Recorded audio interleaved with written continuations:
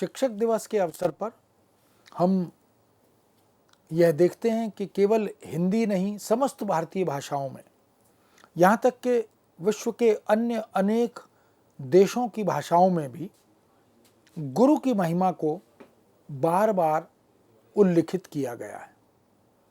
भारतीय संतों ने वह जो भारतीय भाषाओं में काव्य हमें उपलब्ध होता है, साहित्य हमें उपलब्ध होता है, उन संपूर्ण साहित्य और वाङ्मय में हम देखें कि गुरु के महात्म्य को रेखांकित सदा सर्वदा किया जाता रहा है। कबीर जैसे संत कवि सतगुरु की महिमा को अनंत मानते हैं और उनके उपकार को भी अनंत ही स्वीकार करते हैं। अक्षर ज्ञान से व्यक्ति पांडित्य तो ग्रहण कर सकता है, किंतु सच्चा ज्ञान तो केवल सद्गुरु से ही प्राप्त होता है। सतगुरु के परताप ते मिटी गयो सब दुख दर्द, यह जो परताप है उससे सारे दुख दर्द समाप्त हो जाते हैं यदि गुरु की कृपा मिल जाए। कहे कबीर दुविधा मिटी गुरु मिलिया रामानंद। कबीर के गुरु रामानंद जब उन्हें मिल गए तो उनके जीवन के सब कष्ट, सब विपदाएं, आपदाएं, संशय सब दूर हो गए। कबीर तो गुरु को कुम्हार की तरह और शिष्य को उस कुंभ की तरह मानते हैं जिसका निर्माण, जिसे सजाने, संवारने, गढ़ने का काम गुरु करता है। उस कुम्हार की तरह गुरु होता है। गुरु कुम्हार शिष्य कुंभ है, गड़ी गड़ी काड़े खोट, अंतर हाथ सहार दे बाहिर मारे चोट। शिष्य को गढ़ने के लिए, संवारने के लिए, उसकी संरचना तैयार करने के लिए वह अंदर से हाथ देकर उसे सहारा देता है, किंतु बाहर से अपेक्षा अनुसार जरूरत पड़ने पर उसे चोट भी देता है ताकि वह सन्मार्ग की ओर उन्मुख हो, अग्रसर हो। जिस प्रकार कुम्हार कुंभ बनाने से पहले उस पर बहुत सारी चोट भी करता है, उसे भीतर से सहारा भी देता है। यदि गुरु अपने शिष्य की कमियों को दूर करने के लिए कभी कभी उसे प्रताड़ित भी करता है तो साथ ही भीतर से सहारा देकर, आधार देकर उसके हित की कामना और परिकल्पना भी करता है। कबीर तो यहाँ तक कहते हैं, यह तन विष की बेलरी गुरु अमृत की खान। ये जो शरीर है ये तो विष की बेल है और गुरु अमृत की खान है। शीश दिए जो गुरु मिले तो भी सस्ता जान। यदि सर कटवाकर शीश दान करके भी गुरु प्राप्त हो जाए तो ये सौदा जो है ये बहुत सस्ता समझो। सतगुरु की महिमा अनंत, अनंत किया उपकार, लोचन अनंत उघाड़िया अनंत दिखावन हार।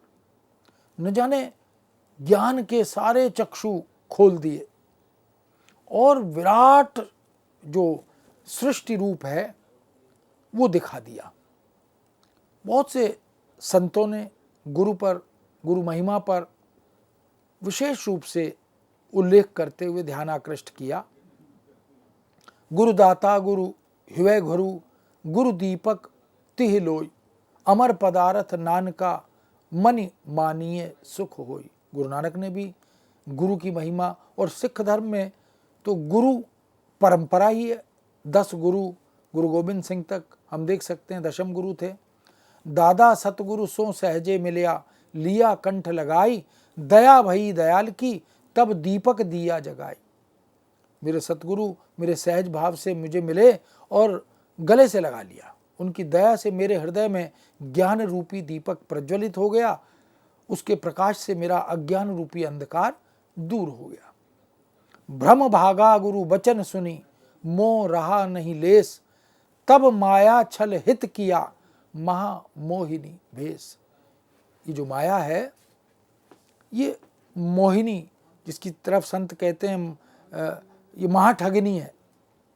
तो ऐसी अलग अलग भेष धारण करके, रूप धारण करके ये माया छलती है, लेकिन इस माया जन्य समस्त भ्रमों का निवारण गुरु कृपा से ही संभव होता है। सुखद पंथ गुरुदेव यह दीनो मोहि बताए, ऐसो ऊपट पाथ जब जग मग चले बलाए। जीती बाणी गुरु प्रताप ते माया मोह निवार, कहें मलूक गुरु कृपा ते उतरा भवजल पार। मलुकदास ने भी यही कहा कि ये जो भवसागर है इसको पार करने की कृपा, पार करने का सूत्र यह गुरु कृपा से ही प्राप्त होता है। संत कबीर के गुरु गुरु रामानंद थे। हजारी प्रसाद द्विवेदी ने अपनी पुस्तक कबीर में लिखा भी है कि कबीरदास योग मार्ग की ओर झुके हुए थे। उनके कुल में और कुल गुरु परंपरा में वह मार्ग प्रतिष्ठित था। आगे चलकर उनका समागम रामानंद से हुआ। यह बात कुछ असंभव नहीं कि रामानंद के प्रभाव में आने के पूर्व उन्होंने ऐसे बहुत से पद लिखे हों जिसमें योग संप्रदाय की परंपरा प्राप्त होती हो, अखड़ता ही परिलक्षित होती हो और भक्ति रस का लेश भी ना हो। द्विवेदी जी यह भी लिखते हैं कि धन्य है वे गुरु, वे सचमुच उस भ्रमरी के समान हैं जो निरंतर ध्यान का अभ्यास करा के कीट को भी भ्रमरी बना देती है। कीट भृंग न्याय की चर्चा हमारे यहाँ शास्त्र में मिलती है। कीट भ्रमरी हो गया, नई पाखें फूट आईं, नया रंग छा गया, नई शक्ति स्फुरित हुई। उन्होंने जाति नहीं देखी, कुल नहीं विचारा, अपने आप में मिला लिया। मीरा के मत से गुरु द्वारा दीक्षित होकर साधक परम तत्व को प्राप्त करता है। मीरा ने भी गुरु की महिमा को बार बार नमन किया। इसलिए उनके गुरु रैदास जब उन्हें मिले तो मीरा ने कहा, रैदास संत मिले मोहि सतगुरु, दीनी सुरत सहदानी, मैं मिली जामा पाए पिए, अपना तब मोरी पीर बुझानी। अनेक पद उन्होंने रविदास को अपना गुरु घोषित करते हुए लिखे भी हैं। मेरो मन लागो गुरु सो, अब न रहूंगी अटकी, गुरु मिलिया रैदास जी माने, दीनी ज्ञान की गुटकी। सूरदास भी कृष्ण भक्ति काव्य परंपरा के प्रवर्तक आचार्य हैं, कवि हैं, गुरु वल्लभाचार्य के शिष्य हैं। कृष्ण भक्ति काव्य में सूरदास का नाम सर्वोपरि माना जाता है। वह एक कवि, संत और एक संगीतकार भी थे। उनके गुरु का नाम श्री वल्लभाचार्य था। 18 साल की उम्र में गऊ घाट यमुना नदी के तट पर वो गए और वहाँ पर महान संत श्री वल्लभाचार्य से उनका साक्षात्कार हुआ। भगवत लीला का गुणगान करने की सलाह या शिक्षा गुरु ने ही दी। उसके बाद उन्होंने श्री कृष्ण का गुणगान शुरू किया। जीवन में कभी पीछे मुड़कर देखा नहीं।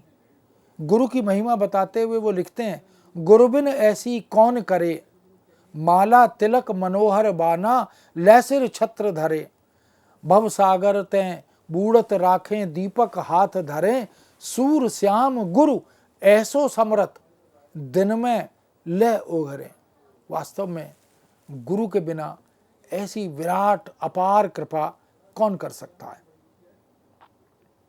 इसलिए कला के क्षेत्र में, मनोरंजन के क्षेत्र में, चिकित्सा के क्षेत्र में, खेल के क्षेत्र में और यहाँ तक कि सिनेमा के क्षेत्र में हम देखें, गुरु की महत्ता, गुरु की भूमिका सदा सर्वदा स्तुत्य और वंदनीय रही है।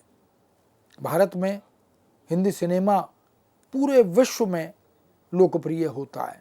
जो हिंदी सिनेमा यहाँ निर्मित होता है उसका स्वागत, अभिनंदन पूरे विश्व में होता है। हमारे इस सिने जगत ने शिक्षकों की रचनात्मक भूमिका के प्रति स्तुति व्यक्त की है। उजागर करते हुए उज्जवल इतिहास को हमारे सामने प्रकट किया। शिक्षकों पर बने गीत और कालजयी हिंदी फिल्मों को भला कैसे भुलाया जा सकता है। सिनेमा भी युग युगांतर से समाज और संस्कृति का अंग रहा है। 1954 में एक जागृति फिल्म का निर्माण हुआ जिसके बहुत से गीत आज भी प्रचलित हैं। आओ बच्चों तुम्हें दिखाएं झांकी हिंदुस्तान की। और इसी तरह हम लाए हैं तूफान से कश्ती निकाल के, इस देश को रखना मेरे बच्चों संभाल के। एक शिक्षक अपने देशवासियों के सामने, देश की भावी पीढ़ी के सामने किस तरह से आदर्श स्थापित करता है। तारे ज़मीन पर बहुत चर्चित फिल्म 2007 में रिलीज़ हुई, जिसमें एक फिल्म के एक मोड़ पर हंसाती हुई तो दूसरे मोड़ पर अश्रुधारा प्रवाहित करती हुई वह फिल्म बहुत लोकप्रिय हुई, अभिनंदनीय हुई। एक अध्यापक का रोल नायक द्वारा किया गया और ईशान अवस्थी जैसे कमज़ोर छात्र के साथ पूरे स्कूल सिस्टम को बदल कर रख देने की जो शक्ति है, जो एक भावी भविष्य के निर्माण की योजना है, वो शिष्य के पास कैसे होती है, उसका प्रदर्शन किया गया। इसी तरह हिचकी नाम से एक फिल्म 2018 में रिलीज़ हुई। उसमें बॉक्स ऑफिस पर भले ही उतना कमाल न किया हो, लेकिन एक शैक्षिक नज़रिए से यह फिल्म बहुत कुछ शिक्षा देकर गई। फिल्म की नायिका एक शिक्षक का रोल प्ले करती है। हिचकी की समस्या से जूझ रही वह नायिका, जिसका नाम है टॉरेट सिंड्रोम, फिर भी वह नायिका अपनी इस समस्या को ताकत बनाकर स्कूल में बच्चों को नए तरीके से पढ़ाने का काम करती है और एक मिसाल, एक उदाहरण स्थापित करती है। चॉक एंड डस्टर, यह भी एक बड़ी महत्वपूर्ण फिल्म है जो 2016 में रिलीज़ हुई। एक्ट्रेस शबाना आज़मी और जूही चावला इसके मुख्य रोल में दिखाई देती हैं। भारतीय प्राइवेट शिक्षा व्यवस्था के व्यावसायीकरण पर आधारित यह फिल्म बहुत सी संदेश छोड़ती है। अध्यापकों और छात्रों के बीच संप्रेषण की समस्या, उन आपसी समस्याओं पर प्रकाश डालती हुई जो दिन प्रतिदिन बदलती और बढ़ती जा रही हैं। इसी तरह शिक्षिका की भूमिका में नायिका बात को बताने की कोशिश करती है कि क्लास का हर छात्र अपने बच्चे की तरह होता है, उसे भी वैसे ही सिखाना और पढ़ाना चाहिए जैसे हम अपने घर में अपने बच्चों को पढ़ाते हैं, उनके लिए समय देते हैं। सुपर 30 2019 में रिलीज़ होने वाली एक बहुत चर्चित फिल्म है। उसमें एक ऐसे टीचर की कथा या कहानी है जो अपने सपने के टूटने के बाद 30 निचले और गरीब बच्चों को चुनता है और उन्हें पढ़ाता है, और ये सभी IIT एंट्रेंस परीक्षा में अव्वल आते हैं। ऋतिक रोशन या अन्य अनेक पात्र इसकी भूमिका में महत्वपूर्ण अदाकारी करते हैं। इसी तरह ब्लैक फिल्म को देखें, छलांग फिल्म को देखें, चक दे इंडिया फिल्म को देखें, दंगल को देखें, आरक्षण फिल्म को देखें, मोहब्बतें और साला खड़ूस जैसी अनेक फिल्में जिनमें टीचर की या शिक्षक की भूमिका वो अद्भुत है, उसे अविस्मरणीय बनाया गया। एक जुझारूपन है, एक संकल्प शक्ति है, एक लक्ष्य साधने की प्रबल इच्छा शक्ति है। इसलिए गुरु और शिष्य परंपरा के संस्कार को एक पीढ़ी से दूसरी पीढ़ी में भेजने की इच्छा शक्ति को हम इन तमाम साधनों में, अनुशासनों में देख सकते हैं। नई पीढ़ी को अपनी संस्कृति से परिचित कराना हम सबका दायित्व है। नई, जिसको हम राष्ट्रीय शिक्षा नीति कहते हैं 2020, वर्तमान समय में जहां डॉक्टर, इंजीनियर, वैज्ञानिक ऐसे लोग बदलते परिवेश को समझने में असमर्थ साबित हो रहे हैं, तो वहीं हजारों वर्षों पहले हमारे ऋषि मुनियों ने बदलते परिवेश को समझा। भारतीय ऋषि परंपरा को हमें समझने की ज़रूरत आज है। यही राष्ट्रीय शिक्षा नीति का प्रतिपादन है। इसमें शिक्षकों की भूमिका रचनात्मक कैसे हो, इस पर बल दिया गया। उसी पारंपरिक स्वर्णिम गुरु शिष्य परंपरा को फिर से हमारे दैनिक जीवन में स्थापित किया जाए। वह जो गुरुकुल शिक्षा पद्धति थी, वह जो तमाम हमारे विश्व प्रसिद्ध विश्वविद्यालय थे, राष्ट्रीय शिक्षा नीति में उन पर बल दिया गया। नालंदा, तक्षशिला शिक्षा के अंतर्राष्ट्रीय ख्याति के केंद्र बन गए थे। उसी तरह हमें फिर से अपने राष्ट्र को, राष्ट्र की शिक्षा व्यवस्था को फिर से स्थापित करना है। गुरु को धीर गंभीर होना ही चाहिए, उसे प्रोत्साहित करने वाला होना चाहिए। ओलंपिक खेल में हम देखते हैं कि अनेक कोच उन्हें मोटिवेट करते हैं। विश्व स्थापित वैज्ञानिक और देश के पूर्व राष्ट्रपति महामहिम अब्दुल कलाम अपनी आत्मकथा में गुरु के महत्व को रेखांकित भी करते हैं। कलाम साहब ने मार्गदर्शन के अंतरिक्ष मिशन विफल होने पर उनके गुरु की बातों को ही ध्यान में रखा और एक गुरु की तरह ही विफलता का पूरा दोष अपने ऊपर लिया। शिक्षकों के महत्व को रेखांकित करते हुए पूरी दुनिया में यह दिन उत्सव के रूप में मनाया जाता है। हम शिक्षकों को शिक्षा के वर्तमान परिदृश्य पर चिंतन करने हेतु एक दिन इस अवसर के रूप में आयोजित करते हैं। दुर्भाग्य की बात है कि आज शिक्षकों की भूमिका परंपरागत शिक्षक गुरु की न होकर एजुकेशनल एडमिनिस्ट्रेटर की ज़्यादा बन गई है। आज शिक्षक अकादमिक प्रशासक प्रबंधक बन गए। गूगल बाबा के आ जाने के बाद शिक्षक शैक्षणिक प्रेरक या सहयोगी बन गए और ई टूल्स के माध्यम से वो विद्यार्थियों को ज्ञानकूप तक ले जाने के माध्यम बनकर रह गए। बाजारीकरण और शिक्षा के उद्योग बन जाने के कारण शिक्षकों का शोषण और उत्पीड़न भी बढ़ा है और शिक्षण और शिक्षक की गुणवत्ता पर प्रश्न चिन्ह भी लगे हैं। स्किल डेवलपमेंट की आंधी में कहीं मानसिक दक्षता नेपथ्य में चली गई है। आज इसी बात का खतरा बढ़ रहा है। हमें शिक्षा के महत्व को पुनः स्थापित करना होगा, वरना भावी पीढ़ियां हमारे इस भयंकर चूक के लिए हमें क्षमा नहीं करेंगी। इन्हीं गंभीर प्रश्नों को उत्तरित करने और शिक्षा जगत की समस्याओं और चुनौतियों के निदान खोजने का दायित्व सभी गंभीर शिक्षकों का हो गया है। इसलिए हम राष्ट्रीय अंतर्राष्ट्रीय स्तर पर शिक्षक दिवस का सश्रद्ध भाव से आयोजन करते हैं, जिसमें निश्चित रूप से अंधकार या मूल अज्ञान और उसे दूर करने की एक परिपाटी, एक संकल्प शक्ति, इसका हम स्मरण करते हैं। इसीलिए अज्ञान तिमिर का ज्ञानांजन श्लाका से निवारण, यह इसका उद्देश्य हो जाता है। गुरु शब्द वास्तव में बहुत सार्थक, सटीक बन गया है। प्रकाश की ओर अंधकार से ले जाने वाला यह गुरु निश्चित ही बहुत से समस्याओं, चुनौतियों, आपदाओं का निराकरण करने में सहायता करता है। श्री सद्गुरु आत्म ज्योति पर पड़े हुए विधान को हटा देते हैं। रामाश्रयी धारा के प्रतिनिधि गोस्वामी जी वाल्मीकि से राम के प्रति कहलवाते हैं कि तुमते अधिक गुरहि जिये जानी, राम आप तो उस हृदय में वास करें जहां आपसे भी गुरु के प्रति अधिक श्रद्धा हो। चिकित्सा के क्षेत्र में भी गुरु की भूमिका महत्वपूर्ण रही है। चिकित्सक अस्पताल या चलने फिरने के दौरान रोगी की निरंतर देखभाल करते हैं। ये मामूली चोट से लेकर मानसिक स्वास्थ्य, उपशामक देखभाल से लेकर सर्जरी और विभिन्न प्रकार की चिकित्सकीय स्थितियों का प्रबंधन, ये उपचार भी करते हैं। वहीं सरल भाषा में ग्रामीण लोगों को जागरूक करने के लिए कई लोकोक्तियों का प्रचलन भी इसीलिए मिलता है, जहाँ शिक्षाप्रद दोहों का निर्माण होता है और लोग स्वास्थ्य के प्रति जागरूक बन जाते हैं। लौकी का रस पीजिए, चोकर युक्त पिसान, तुलसी गुड़ सेंधा नमक, हृदय रोग निदान। रोज मुलैठी चूसिए, कफ बाहर आ जाए, बने सुरीले कंठ भी, सबको लगत सुहाए। भोजन करके खाइए, सौंफ गुड़ अजवाइन, पत्थर भी पच जाएगा, जाने सकल जहान।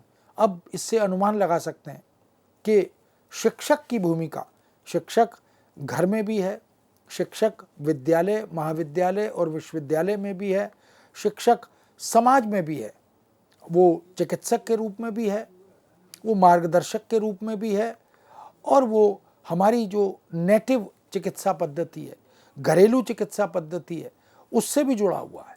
हमारे कस्बों में, हमारी ग्रामीण क्षेत्रों में बहुत से ऐसे अनुभवी शिक्षक हमें मिल जाएंगे जो हमें प्रेरित करते हैं, मार्ग प्रशस्त करते हैं। सुबह खाइए कुंवर सा, दोपहर यथा नरेश, भोजन लीजिए रात में जैसे रंक सुरेश। घूंट घूंट पानी पियो, रह तनाव से दूर, एसिडिटी या मोटापा होवे चकनाचूर। देख सकते हैं कि स्वास्थ्य शिक्षक समाज से संबंधित स्वास्थ्य शिक्षा कार्यक्रमों में महत्वपूर्ण भूमिका निभाते हैं।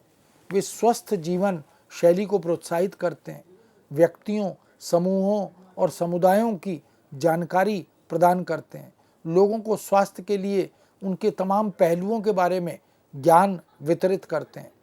स्वास्थ्य शिक्षा एक ऐसी साधना है जिससे कुछ विशेष योग्य या शिक्षित व्यक्तियों की सहायता से जाना जा सकता है। स्वास्थ्य संबंधी ज्ञान और औपसर्गिक एवं विशिष्ट व्याधियों से बचने के उपायों का प्रसार भी किया जा सकता है। आज स्कूलों में, कॉलेजों में, शिक्षण संस्थानों में शारीरिक शिक्षा एक अनिवार्य विषय बन गई है।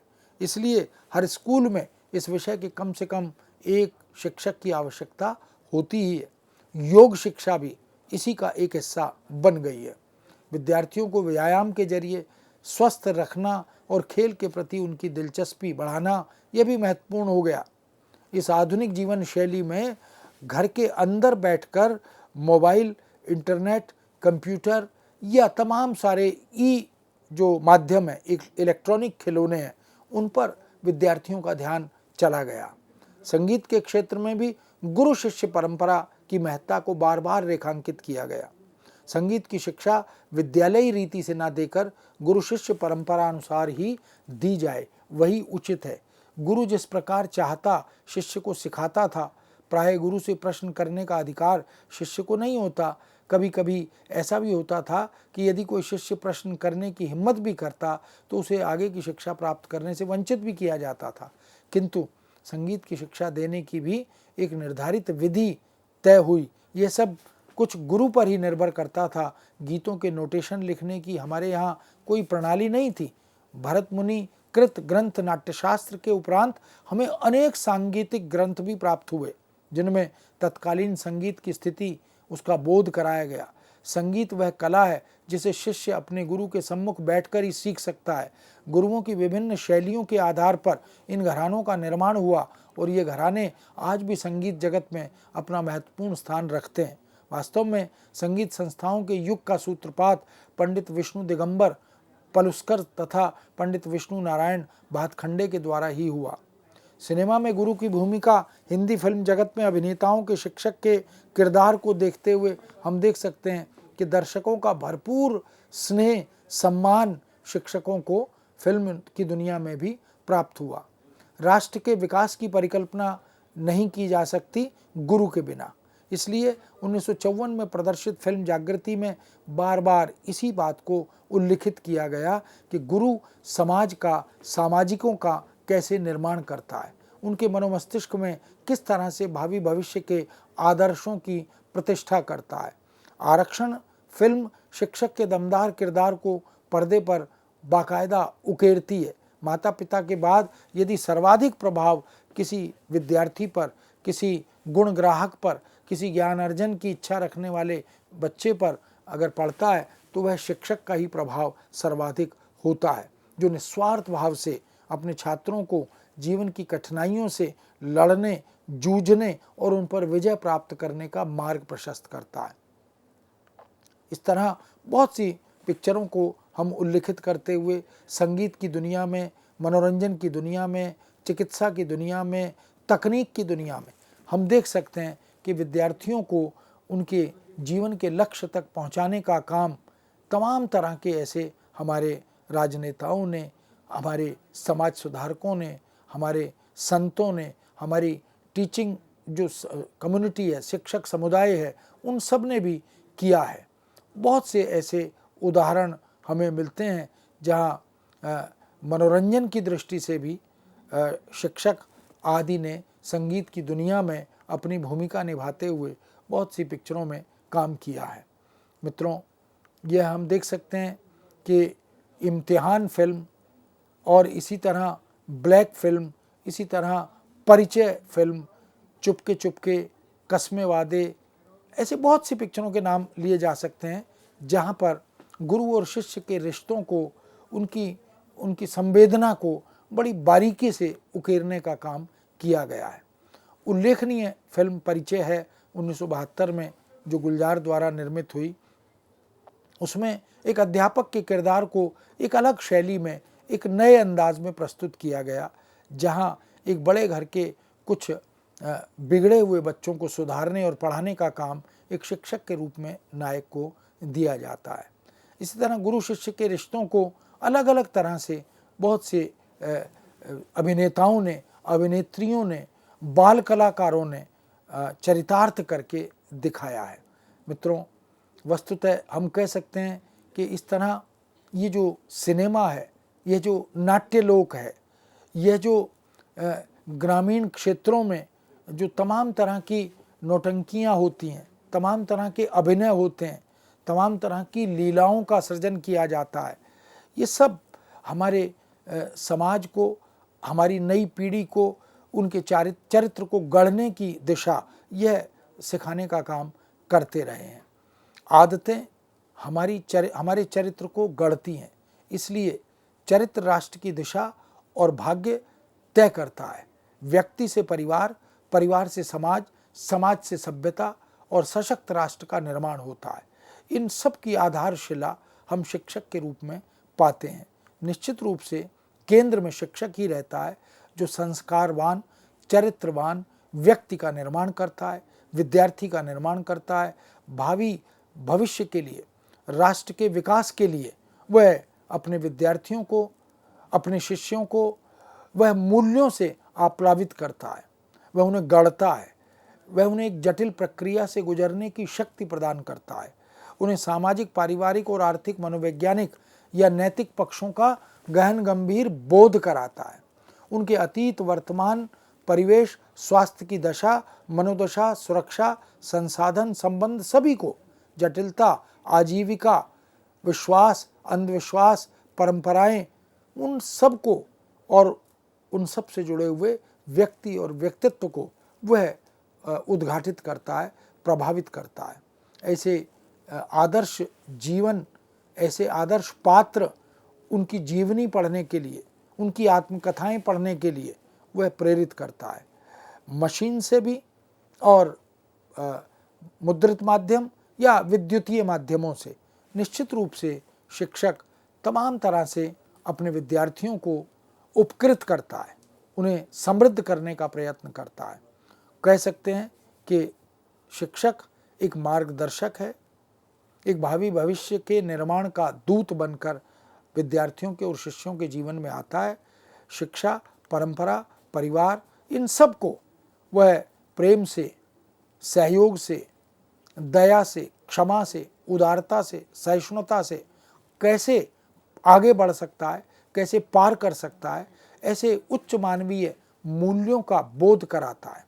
निश्चित रूप से एक गहन प्रक्रिया के बाद धैर्य, त्याग, साहस, परिश्रम, अवसर, विश्वास, ये सब कुछ शिक्षक के माध्यम से विद्यार्थियों तक पहुंचता है। बहुत सी उज्जवल संभावनाओं को शिक्षक जन्म देते हैं। यह भी कह सकते हैं कि माता पिता और गुरु के साथ हम निरंतर जीवन पर्यंत प्रकृति और प्रकृति में मौजूद अनेक घटकों से सीखते चलते हैं, शिक्षा ग्रहण करते हैं। जीवन के अनेक गूढ़ प्रश्नों के उत्तर हमें प्रकृति भी देती है। नदियाँ, वृक्ष, पशु, पक्षी, जीव जंतु, चिड़िया, ये सब, सूर्य, चंद्रमा, ये सब कुछ सिखाते हैं। इसलिए इन सब को भी हम गुरु के रूप में ही देखते हैं। प्रचंड तूफान में विशाल वृक्ष धराशायी हो जाते हैं, किंतु छोटी छोटी नरम घास बची रहती है। इसलिए किस समय कैसा आचरण करना है, कैसा व्यवहार करना है, किन चुनौतियों का सामना कैसे करना है, विसंगतियों से कैसे बचना है, ये सब कुछ एक शिक्षक के माध्यम से विद्यार्थियों तक प्रकारांतर से, परोक्ष रूप से या प्रत्यक्ष रूप से संचरित होता है। इसलिए मित्रों, कह सकते हैं कि शिक्षक वास्तव में स्तुत्य है, वंदनीय है, और जिस पर शिक्षक की कृपा, गुरु की कृपा हो जाती है, उसका जीवन निश्चित रूप से सफल होता है। गुरु विश्वामित्र और उनके शिष्य राम और लक्ष्मण को देखें, गुरु द्रोणाचार्य और उनके 105 शिष्य कौरव और पांडव, उनको देखें, गुरु परशुराम और उनके शिष्य भीष्म, पितामह, द्रोणाचार्य और दानवीर कर्ण को देखें, देवताओं के गुरु बृहस्पति को देखें, दैत्य गुरु शुक्राचार्य को देखें, आदि गुरु शंकराचार्य को देखें। अनेक उदाहरण ऐसे हैं जहाँ गुरुओं ने सृष्टि का कल्याण किया और कल्याणकारी मार्ग प्रशस्त किया। मित्रों, इस विषय को यहीं विराम देते हैं, पुनः आपके समक्ष उपस्थित होंगे। आज्ञा दीजिए। नमस्कार।